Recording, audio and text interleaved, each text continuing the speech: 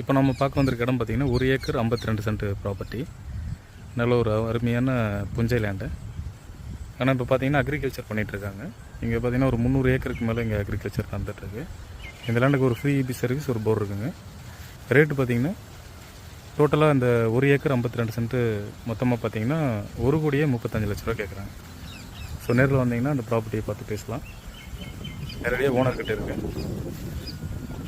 லேண்டோட type பார்த்திங்கன்னா புஞ்சை land. But ஆனால் இப்போ விவசாயம் பண்ணிகிட்ருக்காங்க. இந்த லேண்டு பார்த்திங்கன்னா ஒரு ஃபார்ம் லேண்டை கூட டெவலப் பண்ணலாம்.